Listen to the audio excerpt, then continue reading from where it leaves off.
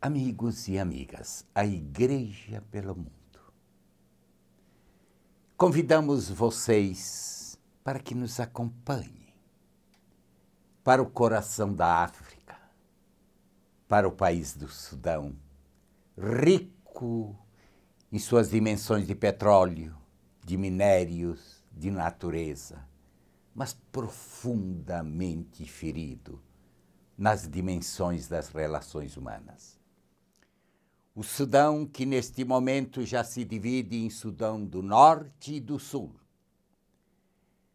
O Sudão do Sul, mais marcado pela presença dos cristãos e de grande boa parte de animistas. Nos últimos 20 anos foi ferido, destruído, tendo mais de 2 milhões de mortes, mais de 2 milhões de exilados, e que no momento vive a experiência da ruína, da dor, do sofrimento, esperando por nossa resposta. Um convite, nos acompanhe, abra o seu coração e sinta o destino de nossos irmãos da África.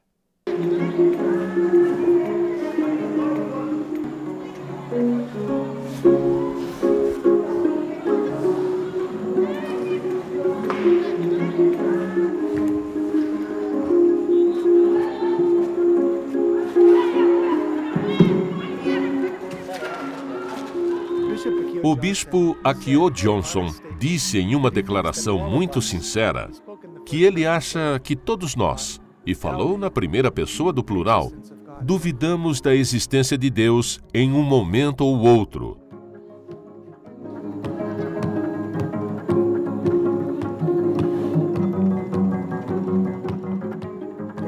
Quando o sol quase se pôs, sabe? Quando já está completamente escuro e você não consegue enxergar.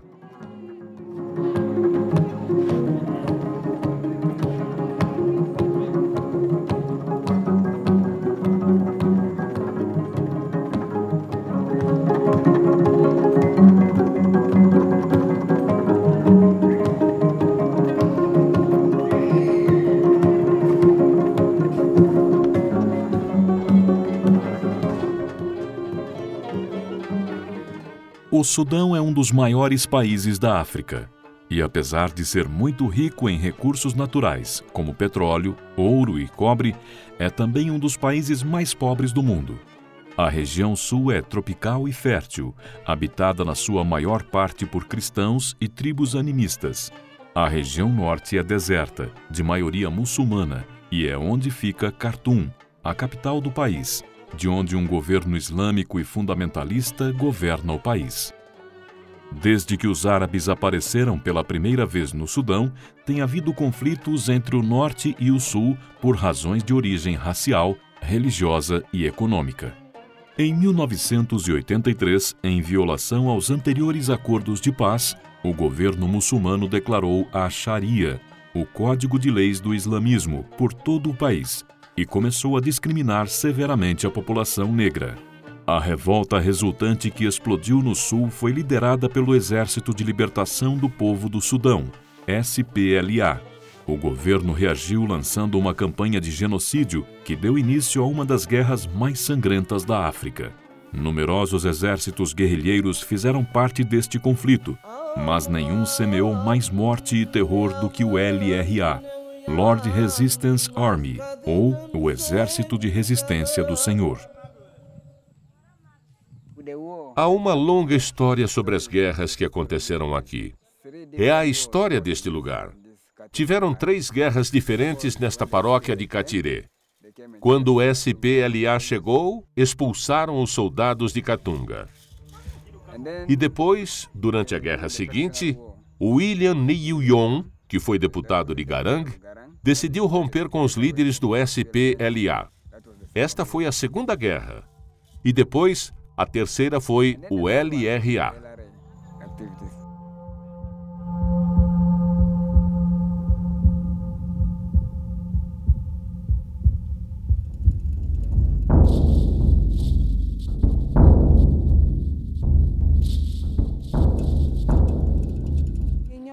O LRA disse: juntem-se num lugar para podermos ter uma reunião. Seremos agora o seu povo. Parecia que não iriam causar nenhum problema. Queriam tratar todo mundo bem. Essa era a política deles. Depois que todos estavam reunidos, disseram: não temos fome, somos seus irmãos. Nós pensamos que eles tinham vindo com boas intenções. Quando todas as pessoas chegaram para a reunião, eles começaram a amarrá-las, especialmente os homens, enquanto os outros iam ficando com medo.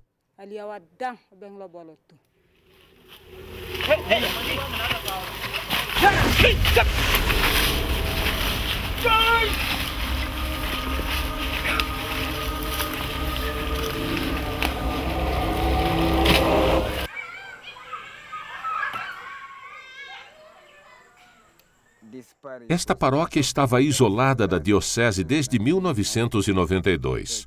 Se passaram 16 ou 17 anos desde a última vez que um padre esteve aqui.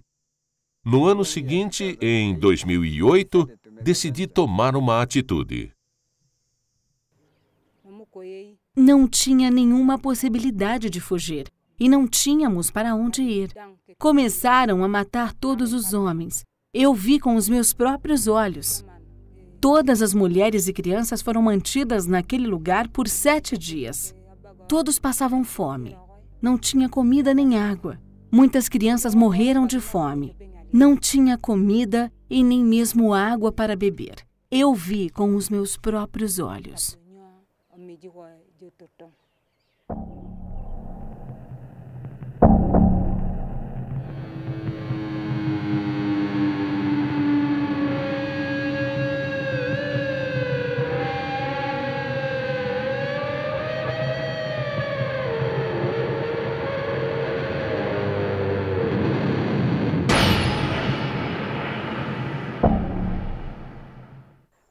Praticamente não tinha estrada, porque tinham explodido as 2 pontes.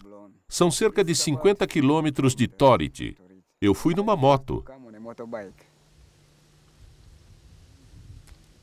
Ia numa velocidade de caracol. Caí na estrada várias vezes, mas fui persistente. Tinha que conseguir chegar até aquelas pessoas. Mas algumas pessoas conseguiram escapar. Eu estava no meio dos que fugiam dos soldados do LRA e consegui escapar.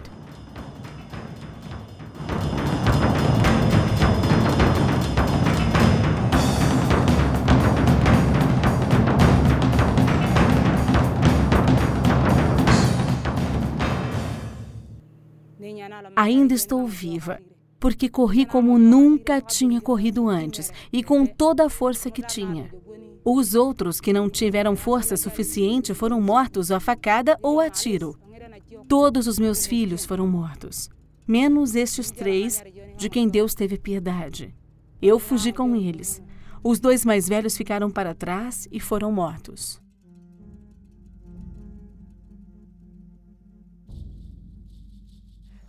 Então, quando atravessei a primeira ponte, anoiteceu. Tive que montar a minha tenda e colocar ela embaixo de uma das árvores. Estava muito frio, mas ao mesmo tempo eu estava feliz. Estava ansioso para encontrar alguém aqui. Na manhã seguinte, continuei então a minha jornada e cheguei aqui por volta das 10 horas da manhã.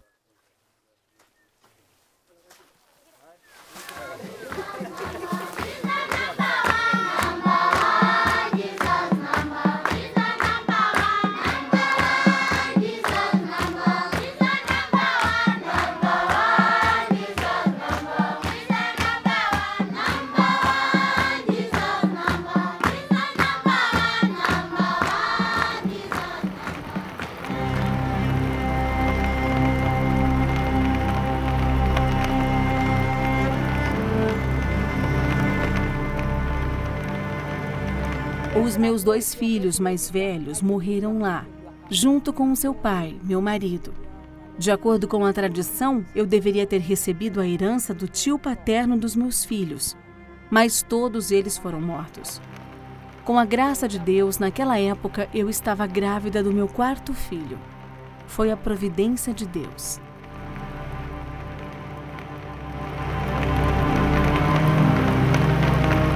Katiré é uma comunidade que sofreu muito durante a guerra. Em 2002, o LRA executou quase 800 pessoas. Então, uma geração inteira foi exterminada.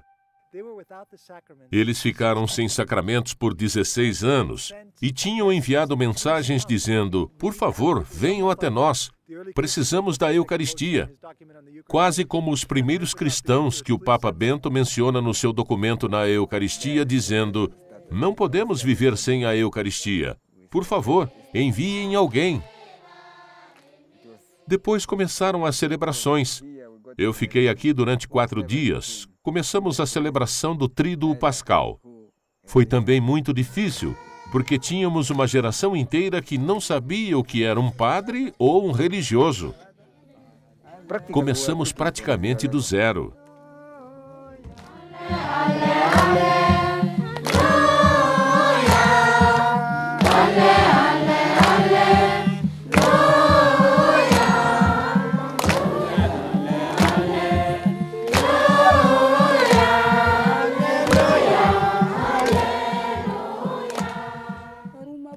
Embora nós tivéssemos sofrido muito, o Padre Ben rezou por nós para que não deixássemos este lugar.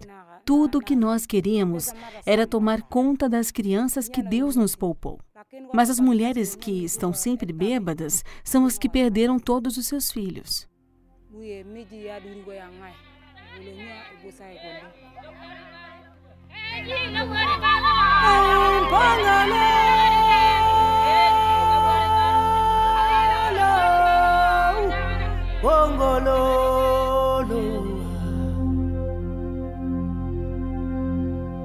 Auzialela impongololo, auzialela zialela ye impongololo wawa, awantombazana yekela ubufila.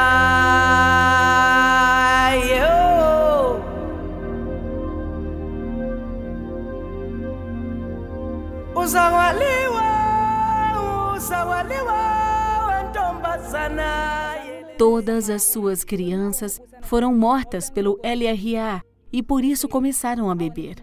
A decisão de estarem bêbadas é simplesmente uma forma de fugir da frustração.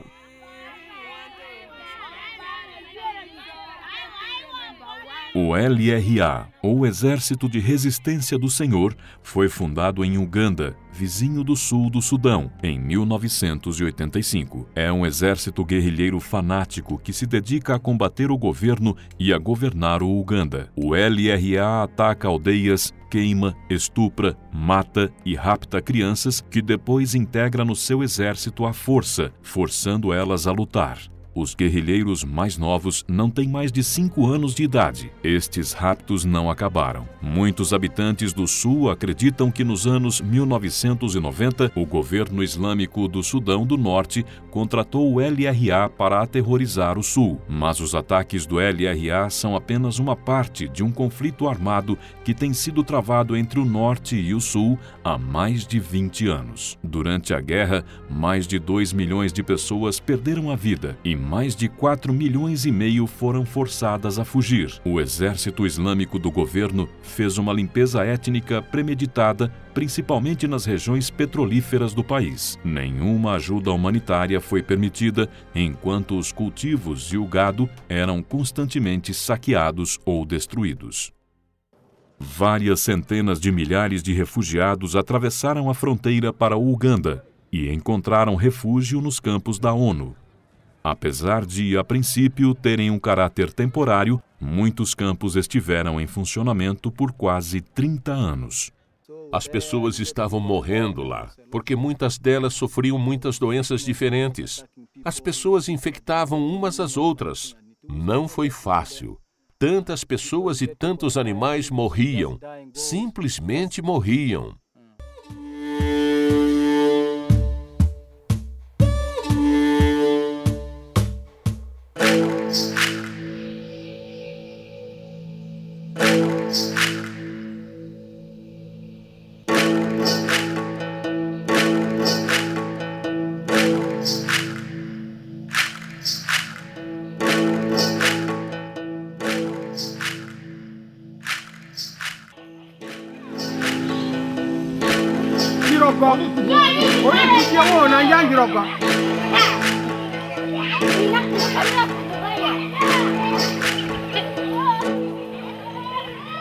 Os campos de refugiados são notoriamente difíceis, porque se está em outro país, que por um lado quer lhe acolher, mas por outro não. Na verdade, se está confinado quase como se fosse prisioneiro. Quero dizer com isto que apenas se pode ultrapassar as fronteiras do campo de refugiados com a devida autorização. Então, você está neste lugar confinado. Tem, por um lado, a felicidade de ter um lugar para viver, mas, por outro, sabe que, no fundo, não é inteiramente bem-vindo naquele país. Você está misturado com pessoas de toda uma série de diferentes problemas e origens, de diferentes lugares, todos juntos. Existe muita competição e disputa por uma posição.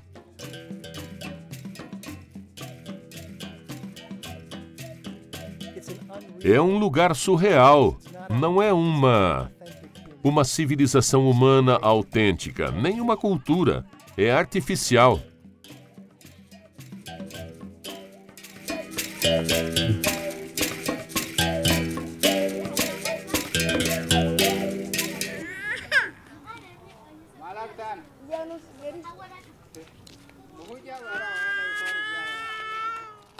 Fui ordenado padre na Catedral de São Patrício, na cidade de Nova York.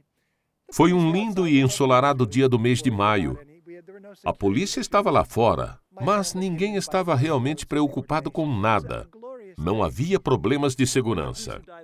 A minha família chegou para a ordenação em grupos de ônibus. Foi um dia glorioso. Um dos padres, que morreu no ano passado, foi ordenado padre em 1 ou 2 anos depois de mim, numa barraca na floresta, durante a guerra. Eles nem sequer podiam fazer a ordenação na igreja, porque tinham medo de um ataque armado. Quando novamente coloco a minha experiência ao lado da experiência que estes padres tiveram, a vida deles se torna heroicamente uma vida de sacrifício.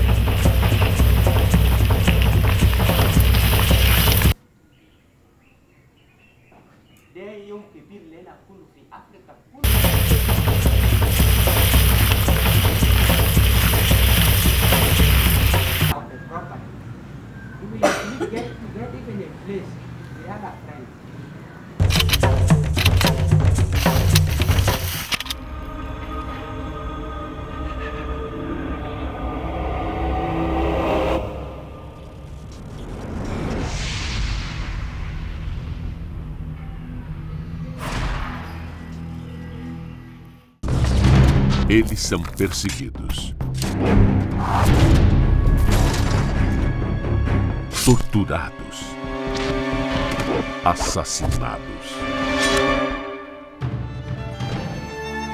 A esperança deles está em suas mãos.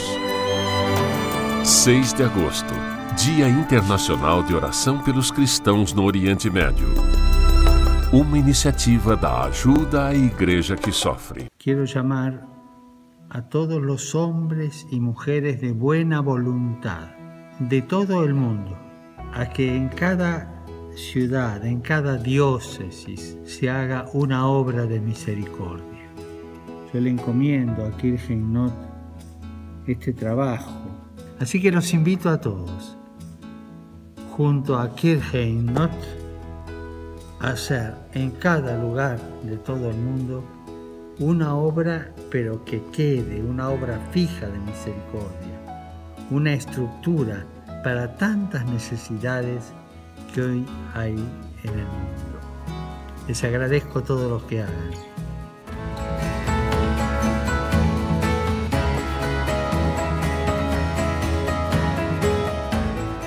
No le tengan miedo a la misericordia. La misericordia es la caricia de Dios.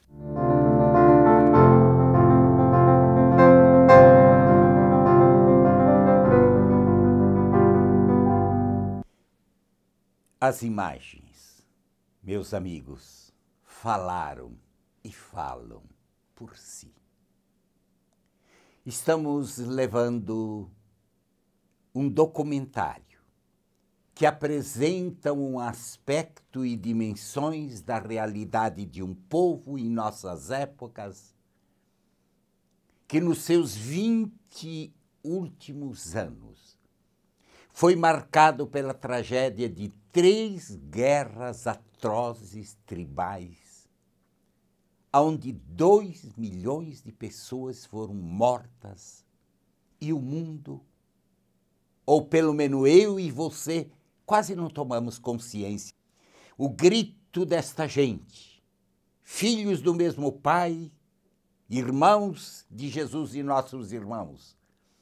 A humanidade, por vezes, apresenta suas conquistas, mas não apresenta as suas tragédias. O grito deste povo ferido clama por nós. A IS sempre esteve presente no destino desse povo. A IS e a Igreja de Jesus não abandonou o destino da dor desses nossos irmãos, que vocês viram as cenas, a situação, a vida, suas moradias e seu grito e sua sorte. É Jesus presente nesses irmãos, dizendo: não me deixem só, me ajude. Me dê o amparo, me socorram. O mundo de hoje, incrivelmente tão evoluído com tantas conquistas, continua a tragédia da morte de milhões de seus filhos e filhas. A África, o Sudão, agora já em 2 países, vive a experiência da ruína. Uma igreja perseguida, padres assassinados, catequistas crucificados, a dor humana, um povo abandonado, pede a presença da nossa solidariedade. Por isso eu lhes peço, ligue-nos já, agora, para 0800 77 099 27. A sua ajuda, a sua solidariedade, não basta o sentimento. As ruínas de uma guerra levam tudo que há de bom e não deixam nada, nada, nada a não ser ruínas. O nosso amor, a nossa ajuda, marcará o destino e a presença de Jesus nessa gente. Que o Pai Eterno, através de Jesus, no Calvário dos irmãos de nossa era, nos provoque a solidariedade. Que o Pai Eterno me abençoe e te abençoe. Em nome do Pai, do Filho e do Espírito Santo. Amém.